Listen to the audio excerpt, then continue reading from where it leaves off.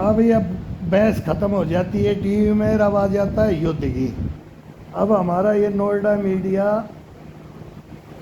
3 साल ख़त्म हो गए, यूक्रेन का और इसका युद्ध नहीं अब बंद हो रहा, और अभी चौथे साल में फिर प्रवेश कर गया है। और किस तनातनी पे ये परमाणु बम डाल रहे थे, 4 साल से हमारा मीडिया परमाणु बम डाल रहा है, परमाणु बम अब पड़ेगा, अब डालेगा, अब डालेगा, और अभी तक भी यही बोलते आ रहे हैं। क्या मानसिकता का लेक्चर दे रहे हैं? वो तो लास्ट है, जब रूस मारा जाएगा तब वो परमाणु बम डालेगा। रूस मारा नहीं जा रहा है, कैसे मारा जाएगा? विश्व शक्ति है, विश्व शक्ति ने किससे लड़ा दिया जेलेंस्की को कि वो झाड़ के पेड़ पे चढ़ा दिया, और अब भी चढ़ा के रखा है। और उसके मैं फर्स्ट में ही बोल दिया था कि ये जेलेंस्की हीरो बन के आया था। वो लाफ्टर चैनल कपिल देव जैसे चलाता है, अपने कपिल शर्मा ऐसे चलाता था, और वो राष्ट्रपति बन गया वो छोकरा। अब वो उसका दादा कहीं के हिटलर की फौज में था, कर्नल था, जैसे हम बोलते हैं हमारे बाप ने 3 युद्ध लड़े और हम लड़ करके गर्दन कटा करके हिंदुस्तान में आज भटक रहे हैं, दर दर की ठोकरें खा रहे हैं। तो ऐसे ही तू तो ठोकरें खाएगा, अभी यूक्रेन में तू ठोकरें खाएगा। तेने गलत किया है, हमने गलत भी नहीं किया तब भी, तो तेरे दादा ने नहीं किया, लेकिन तेने गलत कर दिया ना। अब हमने नहीं किया तो हम भी भुगतेंगे, तो वो भी भुगतेंगे, अब रूस भी भुगतेगा। रूस में कम नुकसान नहीं कर रहा है, जेलेंस्की तो इतना नुकसान कर रहा है रूस के अंदर कि अब वो सारे हथियार तो वहाँ सपोर्ट मिल रही है, नाटो की सपोर्ट मिल रही है, फिर वो ट्रंप दे देता है, ट्रंप 10 दिन में नट जाता है, कभी मेरे को नोबेल पुरस्कार दे दो। अब वो नेतन्याहू ने भी नोबेल पुरस्कार के लिए दे दिया सर्टिफिकेट, वो एक लेटर जैसे वो निमंत्रण नहीं देते हैं कार्ड ब्याह शादी में, ऐसे कार्ड देते हैं, ट्रंप को चढ़ाते देते हैं, ऐसा कर करना क्या है, करवाना क्या है, लेकिन वो सच नहीं बोलते एक बात को। अभी भी युद्ध, कभी तो बोलता है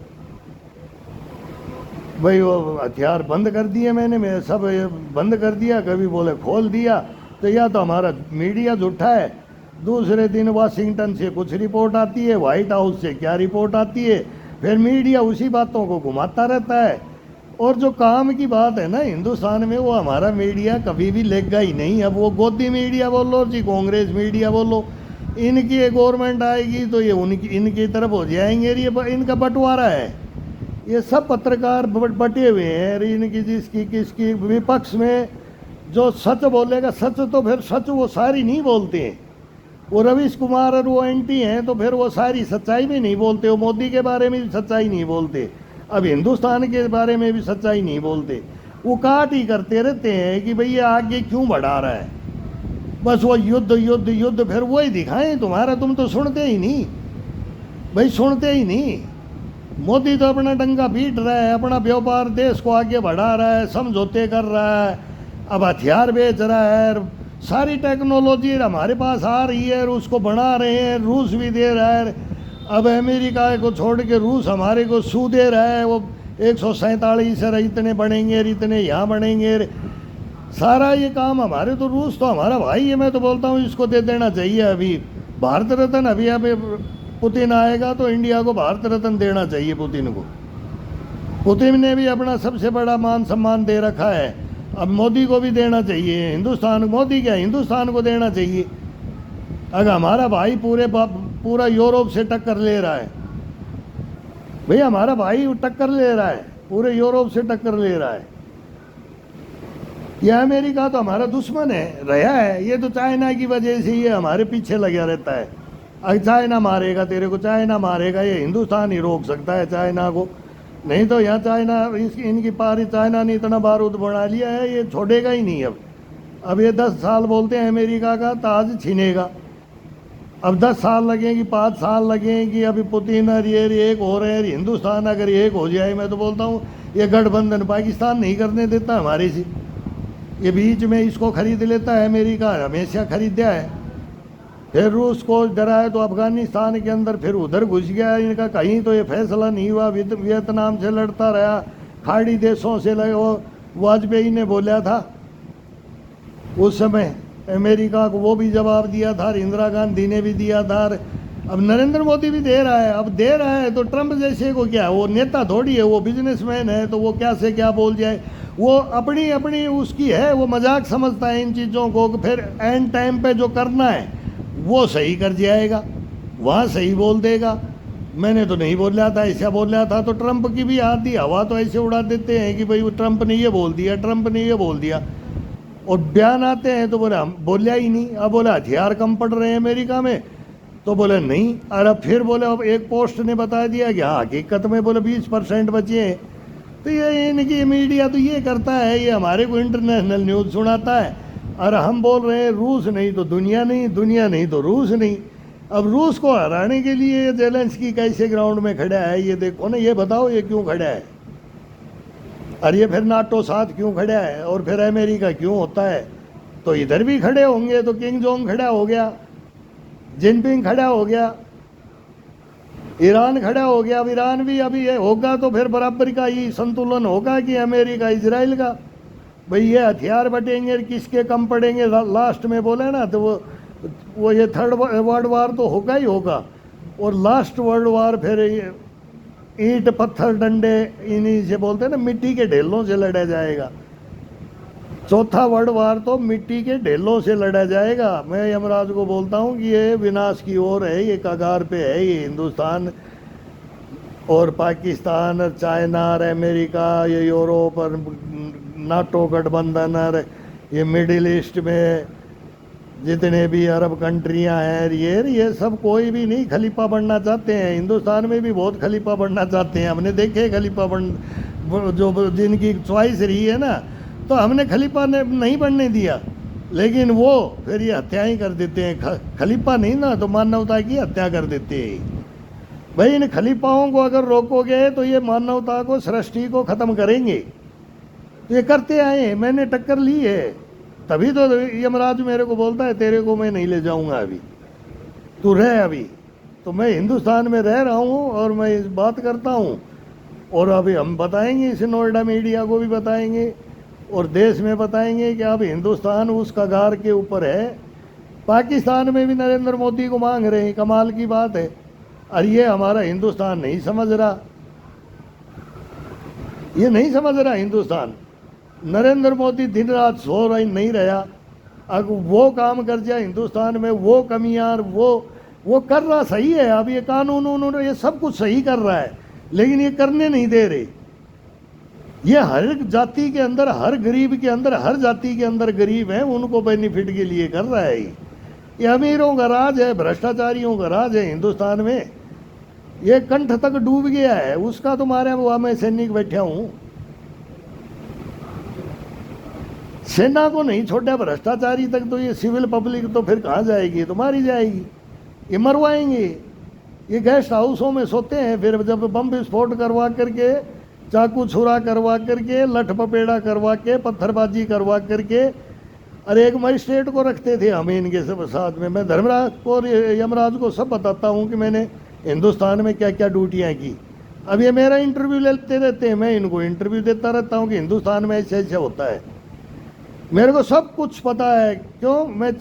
मैंने हत्या करके इनके साथ में रह के हत्या करवाई, जानने के लिए सच्चाई है तो मैं बोला मेरी हत्या कर दो, अब नहीं तो मैं नहीं देख सकता ही, ये बोलता हूँ मैं।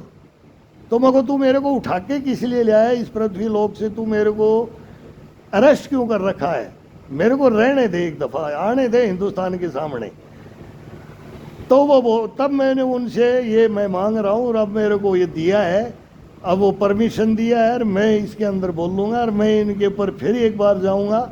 अब बोलता है तू गाली मत दे, तो मैं तो यमराज को भी गाली देता हूँ, और यमराज मेरे को देता है, और उसको भगवान भी मानता हूँ, वो मेरे को इंसान मानता है। मैं उसकी पीठ पे थप्पी मारता हूँ और वो मेरी पीठ पे थप्पी मारता है। ये बातें होती है हमारी, लेकिन सच्चाइयों से मुंह नहीं मोड़ते हम, न यमराज न धर्मराज, और ना मैं एक आत्मा हूँ। मैं उनसे, सभी की आत्माएं जाती हैं, वहाँ क्वेश्चन आंसर होते हैं, तूने क्या किया, तेरे को नरक मिलेगा, तेरे को स्वर्ग मिलेगा। अब मैं बोलता हूँ कि मेरे को बताओ, धर्मराज को भी बुला लेता हूँ, यमराज को भी बताओ, मेरा क्या कसूर था, मेरे को क्या मिलेगा?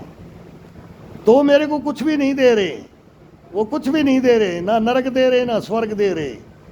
वो बोल रहा है तू बता, तेरा फैसला तेरा हिंदुस्तान करेगा, तेरा कोर्ट करेगा, तेरा ये पुलिस करेगा, तेरे संस्थाएं करेंगी। ये संविधान के अंदर संशोधन होगा, करना चाहिए। क्या करना चाहिए हम बताएंगे, संशोधन कौन सा करना चाहिए। बहुत कमियां हैं लोकतंत्र में भी, संविधान में भी, इनमें परिवर्तन बहुत जरूरी है। दोबारा लिखना नहीं, आगे हत्या कर देगा लोकतंत्र की, संविधान की। वो तो इंदिरा गांधी ने पहले कर रखा था, ये संविधान दिखाते हैं, आज ये संविधान दिखाते फिरते हैं, इनको शर्म नहीं आती है। तो ये बातें हिंदुस्तान में बहुत, इनके ऊपर तो बहुत हिस्ट्रियां हैं कि ये देश को क्या किया है कांग्रेस ने।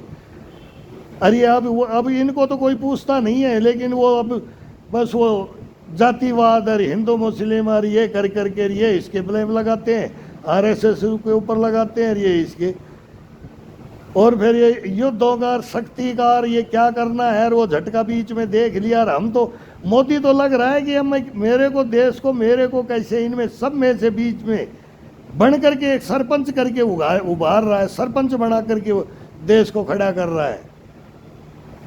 दुनिया लोहा मान रही है, ताज पहना रही है नरेंद्र मोदी को, तो वो हिंदुस्तान की, तो हिंदुस्तान को पहना रही है पब्लिक। इनके तो कारनामे देख रहे हैं, ये तो हथियारों की फैक्ट्रियां हैं। रूस और अमेरिका तो भाई हथियारों के ये तो थे ही, तो रूस हमारी तरफ है, अमेरिका पाकिस्तान की तरफ था, ये दुनिया भी ये लेकिन बीच में हमारे को ले रखा था। अगर चाइना, वाजपेयी ने भी बोला था कि चाइना, हिंदुस्तान और मैं एक हो जाएं, लेकिन ये पाकिस्तान, ये बीच में इनको कि तू राज करेगा, तू खलीफा बनेगा। तो अमेरिका तो खलीफा बना करके खुद रखता है, अब पाकिस्तान को खलीफा बना रखा है, सारी उम्र से हमारे विपक्ष में खड़ा कर रखा है अमेरिका ने। और बोलता है मैं सबसे पुराना लोकतंत्र हूँ, तो हिंदुस्तान सबसे बड़ा लोकतंत्र है। अब बताएगा, समझाएगा अमेरिका को, समझा रहा है मोदी। बाकी ट्रम्प तो बोलता रहता है, सबको पता है, तो सुबह क्या बोल रहा और शाम को क्या बोल रहा, उसका मोदी को कोई परवाह नहीं है। मोदी अपना काम कर रहा है, हिंदुस्तान को एक नंबर पे ले जाने की दिन रात मेहनत कर रहा है ये बंदा। मैं इसको ददीज बोलता हूँ।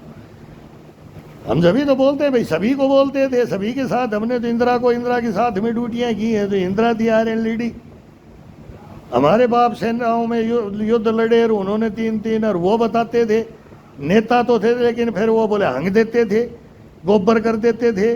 कांग्रेस के बारे में तो ये बोलते थे, सेना ये बोलती थी, तभी तो ये हमारे दुश्मन है, सेना के दुश्मन है कांग्रेस। हमें तो देश के लिए युद्ध जीत के देते हैं, और ये क्या करते हैं भाई, हमने तो जीत दिया, लेकिन ये तो हार जाते हैं ना टेबल पे बैठ के। इन्होंने तो फैसला करना नहीं है, सेना के गर्दन कटती रहो, आम आदमियों को मारते रहो, और ये तो गुंडागर्दी रखो, 93,000 सैनिक दे दो, फिर भी फैसला मत करो, हटाओ, युद्धबंदी भी मत छुड़ाओ। फिर ये क्या क्या करते थे, लाहौर की गलियों तक बोला लस्सी पीने चले गए, पीर वहाँ जीत करके रोड्र हो गया कि अब इनको अब की बार सिखाई दिया और सिखा देते हैं।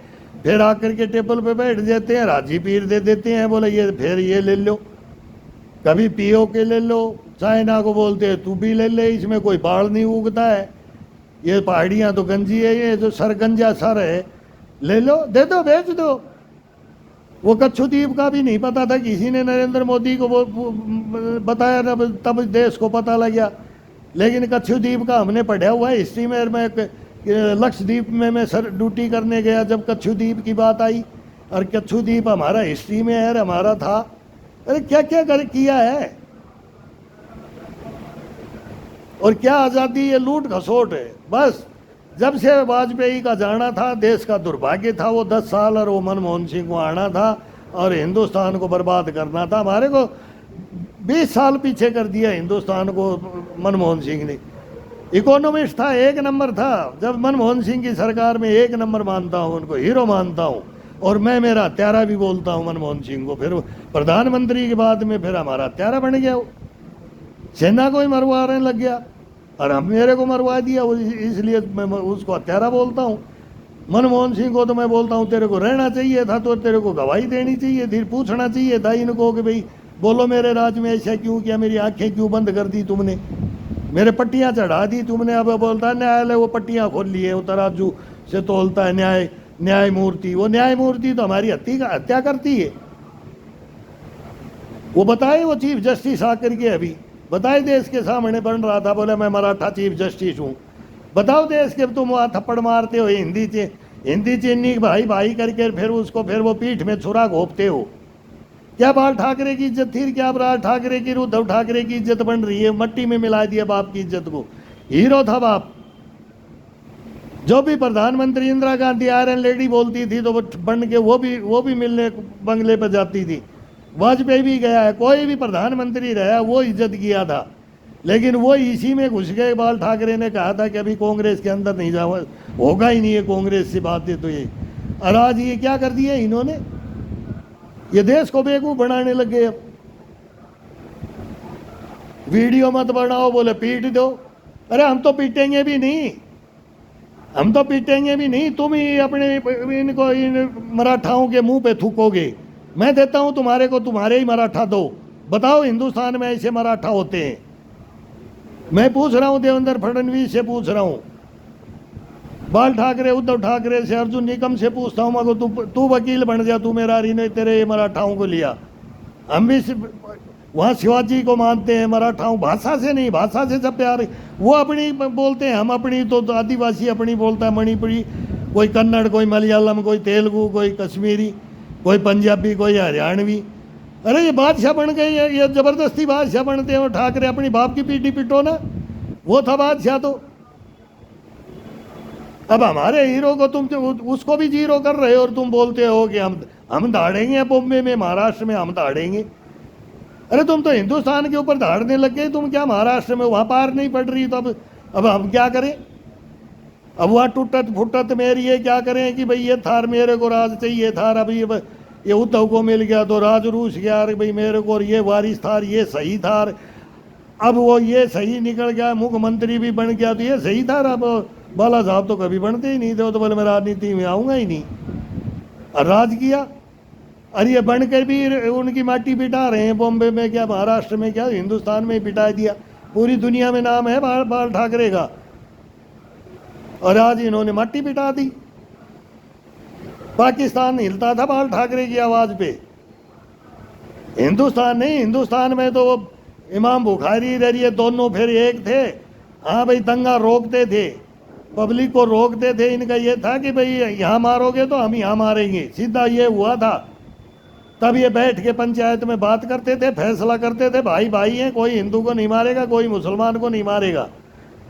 ये कहाँ तक हुआ? लेकिन वो पाकिस्तान नहीं मानता है, मेन तो पाकिस्तान जड़ है। अब वो आइडियोलॉजी थोड़ी थोड़ी फिर यहाँ आकर के रिश्वत खोरी, स्लीपर सेल, ये हमारे को सब पता है पूरे नेटवर्क को। मैं तो उसी से निकले हूँ, उसी से मर के गया हूँ।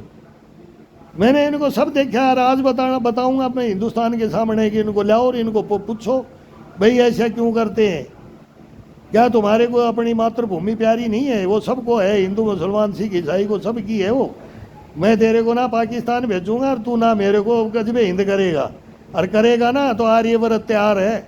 तब वो मुस्तफ़ा जदोई, मेरा एक दोस्त था, मुस्तफ़ा जदोई नायक होता था और मैं लंस नायक होता था। 47 लेके दौड़ता था, कभी कार्बाइन मेरे पीछे लेके दौड़ता था, पूरी कंपनी देखती थी, इनकी दोस्ती। बाकी फौज में भी उससे कोई दोस्ती नहीं रखता था। फौज में जातिवाद है। मेरे से जाति पूछ ली थी रात को 2:30 बजे बट रेंज के ऊपर, जब वो बोलते हैं ना एकलव्य का वो विद्या दिखाई हमने, अर्जुन की विद्या दिखाई मैंने, कोयमटूर को हिला दिया था। उस कोर्स कमांडर को दिखा के फेल करूंगा, मगर तेरा बाप भी नहीं कर सकता। और अब वो कहाँ बढ़ेगा? अरे तुम सैनिक, ऐसे मर्द सैनिक की हिंदुस्तान में कोई आ रहा है और तुम उसका मर्डर कर दोगे, उसकी बाजुएं काट दोगे? शर्म नहीं आती तुम्हारे को? ये संविधान है, ये लोकतंत्र है। बताओ आकर के तुम देश हित में बताओगे। मैं इस अनिल कामले ब्रिगेडियर को बोलता हूँ और वो भिखाऊ सिंह को बोलता हूँ कोयमटूर से, और 2 ये सभ्य समाज में है। इनके मेरे केस चल रहे हैं, तो इनके 4 मेरे पास फाइलें हैं। ये चारों को रख दो, हिंदुस्तान के ये मीडिया रख दे, हिंदुस्तान का कोर्ट रख दे इन फाइलों को। और एक में तो मेरी कल ही बहस हो रही थी, बात हो रही थी वकील से, मगर अब नहीं आऊँगा, बार बार पेश नहीं हूँगा। अब तुम्हारे को सारे डॉक्यूमेंट्स दे दिए मैंने, अब मेरा फैसला कर दो। अब वो मैडम एक जज भग गई तो ट्रांसफ़र करा के फैसला ही नहीं करती। और 2 मिनट का फैसला, 1 मिनट के फैसले को ये 3-3, 4-4, 5-5 साल, अभी 4 साल तो मेरे को अटका करके रख रखा है इन्होंने। तो ये क्या हिंदुस्तान है, क्या लोकतंत्र है क्या ये? इनमें तो संशोधन होगा। ये बोलते हैं ना बदली करना है, वो बदली नहीं, नया नहीं लिखना है।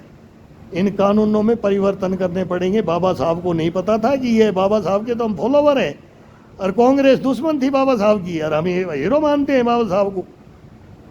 बाबा साहब नहीं होता तो ये तो राजा ही रहते।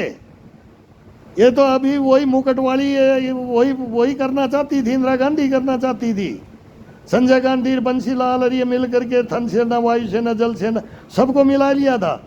ये मीटिंगें भी हो गई थी, सारा इतिहास है कांग्रेस का। तो ये तो विक्टोरिया महारानी का ताज लेकर के कांग्रेस राज करना चाहती थी हिंदुस्तान में। इमरजेंसी लगते ही इंदिरा गांधी को ऐसा झटका लगा था, जब वो हारते ही, और फिर लगाया था कि बोला अब ये राज तो इनकी बाप दादाओं की बबोती समझते हैं। ये बोलते हैं कि बाकी किसी ने तो लड़ा ही नहीं, देश कोई लड़ा ही नहीं। अब आरएसएस के हम थोड़ी हैं, आरएसएस के हम थोड़ी पुजारी हैं, लेकिन आरएसएस हिंदुस्तान की है, आर्यव्रत की आरएसएस है। नहीं समझते तो तुम्हारे को ज्ञान ही नहीं है। अब वो हिंदू धर्म है, वो सनातन धर्म की है, ये मुसलमान की भी है, ये सिख की भी है, ईसाई की भी है। वो बहन था तो अब वो, मैं तो बोलता हूँ, बोल भी दिया। अभी भाई भागवत ने भी अभी मतलब बहुत बढ़िया ये भाईचारे की बात हो रही है। नरेंद्र मोदी पे ब्लेम था कि आएगा तो मुसलमानों को कटवा देगा, कि पाकिस्तान में फिकवा देगा, क्या कर देगा। हाँ उल्लड़ किया था, गलत हाँ उल्लड़ किया था। अरे इसको आना था, देश को उन्नति की, मैं तो बोलता हूँ इस ओर ले जा रहा है ना, उस ओर जाना था हिंदुस्तान को। नहीं, इन्होंने रोकने के लिए बहुत किया था। बहुत बड़ी कहानियाँ हैं, ये हिस्ट्रियाँ हैं। कोई चाणक्य ऐसे थोड़ी राज के बताए, चाणक्य नीतियाँ हैं, ये चाणक्य नीतियाँ राजा रानी और ये खलीफाओं की कहानी है। ये हमारे देश में भी खलीफा बनने की कहानी है। तो उन खलीफाओं को तोड़ने के लिए फिर खलीफाओं को लाते हैं, तो फिर समझते नहीं ना। बस वही है, भावनाएं भड़का करके, समाज को तोड़ के, बरगड़ा करके, जातियों में बांट करके, फिर यही चलता है। ये इनके ब्लेम और ये इनके, लेकिन वो ब्लेम नहीं, वो देश के लिए देखो ब्लेम लगाते रहना। अब पब्लिक भी समझदार हो गई है, अब सब वोटर समझदार हैं, किसको गिराना है और किसको चढ़ाना है। अब ये नरेंद्र मोदी को मान लिया है और मानना पड़ेगा 100%। हम तो बोलते पड़ेगा। मैं तो वोट ही नहीं डालता, मेरा वोट ही नहीं है, मैं डालूंगा ही नहीं जब तक ये देश हमारे को एक दफ़ा कफन नहीं देगा। हम तो कफन मांगने के लिए हिंदुस्तान में ये बात करते हैं कि कफन चाहिए हमारे को। अरे कफन तो दे दो, निर्दयियों, देशद्रोहियों, भ्रष्टाचारियों, मीर जाफर और जय चंदो। हम तो ये बोलते हैं कि तुम कफन तो दे दो, कफन तो दिला दो, आके सच्चाई तो बता दो देश के सामने।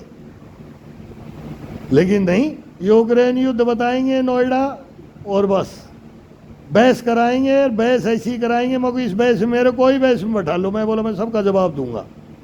हमने पूरे तो इन्हीं के साथ में रहे हैं। ये जो सीखते हैं ना, हमारे को मालूम है ये क्या सीखते हैं, हम जड़ों को जानते हैं।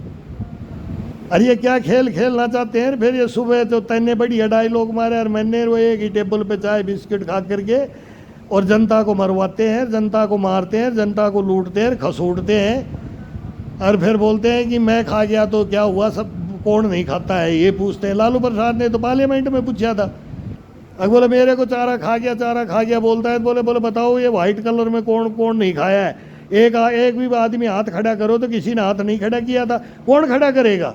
भ्रष्टाचार तो सब है ही। लेकिन तुम आम पब्लिक को, आम आदमी को मारोगे, सेनाओं तक को मार दोगे जो रखवाली करता है बॉर्डर पे।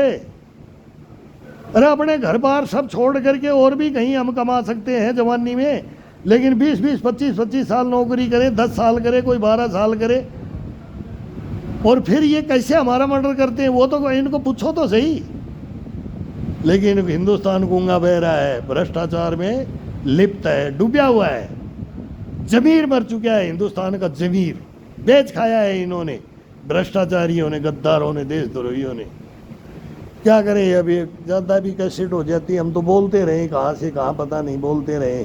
इनकी कहानी आगे क्या करते हैं क्या नहीं करते हैं, हिंदुस्तान में क्या किया है, आगे क्या करेंगे वो भी बता देंगे। वो बाबा बेंगा और नेटोडम्स, हम तो मर चुके हैं, अपनी आत्मा तो परमात्मा में विलीन है। हम झूठ नहीं बोलेंगे, हमने जो देखा वो बोलेंगे, हमारे साथ हुआ वो बोलेंगे, हमारे साथ किसने किया वो बोलेंगे। वो सच्चाई वो बोल दो, हाँ भाई हमने किया। मैं इनको सज़ा भी नहीं दिलाना चाहता, मैं बोला माफ़ कर दूंगा, हिंदुस्तान से कराऊंगा, लेकिन तुम्हारी फोटो में महात्मा गांधी की बगल में होनी चाहिए।